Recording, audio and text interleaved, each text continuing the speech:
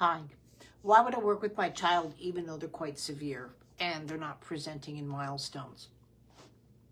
It's actually most important when you're working with your child because of that. When your child's unable to move, we have to look at the following things. Can they move visually? Are they able to move their head enough to create visual responses? Right, that's really important. This gives access to, let's say later on, to communication devices that you can use, eye gazing, right, and those kind of things. Now we're looking at your fine motor skills. You don't want contractures to put the pressure on the hands and the feet and the toes. A lot of people look at contractures as muscle spasticity, but I also look at contractures literally the weight of gravity, just putting the pressure onto the extremities, into the limbs, into the ankles, especially the joints. And so a lot of times the feet will go straight and long, really, because just gravity, the weight of gravity is just pushing them down so much because there's nothing in their system that wants to get up.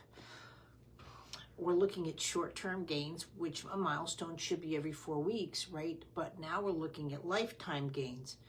We don't want, in the gross motor skills, the muscles to be either too loose, floppy, hypotonia, or too rigid, hypertonia, or the spasticity, and those causes the skeletal system abnormalities. You can get anywhere from scoliosis, hip subluxations, malformations within the femurs, malformations within any of the bones, because the bones are very soft and porous when they're babies versus when they are with adults. And these bones, can misshape.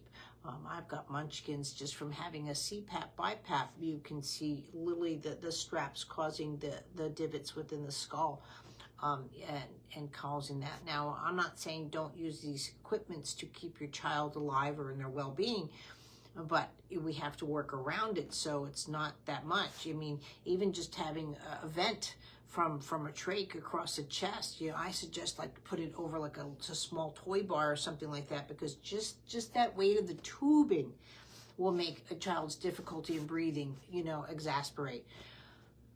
You're always working on first the breathing course. That's a great course, just in touch. It should be just part of your daily practice. And also too, one of the biggest benefits of working with your child all the time is because you know your child so much better. Your parameters for their mental health, their physical health, their cognitive health are so in tune with your child. So you're noticing if there is any kind of regression due to sickness or any kind of thing like that, or a seizure, tumors. I mean, all these things that come into play with your child can cause complications, and this is a problem. When you're working with your child every day like that, you can tell when a movement is off. And even Erin, that's how she caught her daughter having the seizures that she did. She was noticing regressive traits at 8 months, but they weren't getting enough medical parameters to be in the way to warrant her to go to neurology. Unfortunately, it took a full-on seizure. She was having subclonic seizures for the pediatrician to send up to neurology.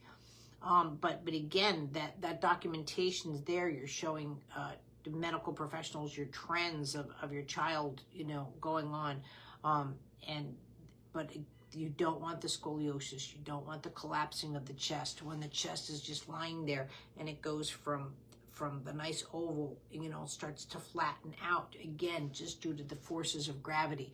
These are things that we are not thinking about, the chronic long-term complications of just structure from being left to lie there, and causing complications that way. That lack of midline, that lack of circulatory system, and all that skin tonus just makes all of those systems to tax out and max out at the same time. It's just rough on the system.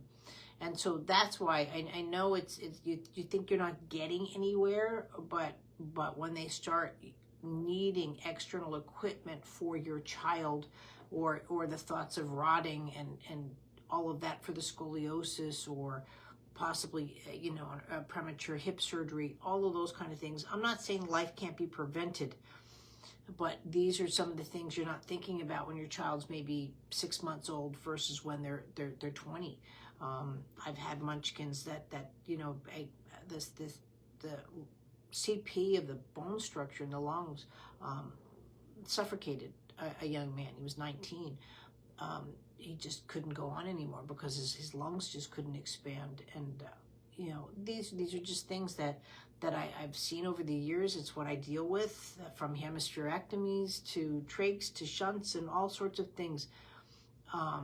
Life's not easy. It really isn't sometimes, but at the same time too, your child really does need the movement. They don't get sick as often. They have better responses. And two, you know, like, again, even just looking at my son, they said he'd never walk or talk. He was diagnosed mentally retarded at 4 years of age. His goal was to say, "Mom, help, please." I mean, and, you know, he's about to graduate college with 2.5 degrees, and he walks, he talks, he's minoring in Russian, and it's not a brag, it's a lot of work. But if I gave up and listened to what they told me his life would be, they would have been right. And that's why you do these kind of things, because there are certain things in certain situations in everyone's life, you don't necessarily need someone else to be right. And that's why, you know, again, hopefully this is a pep talk, not like, oh my gosh, this is what's going to happen to my child. I'm never about that. I'm not here to tell you what's wrong. I'm here to offer solutions. Not people told me what was wrong. Oh, if only your son was strong enough. You know, I get it, guys. This is why I'm in services. Like, he's not. But he taught me to see the potential in everybody, and that's what I work around. But please, you know, I know going into the new year and you're thinking, why? You know, and it's just because this is where we're at and this is what we got to do. The tools are there. If you need help, we're here to help you, but it's going to be okay. But that's what you're working for.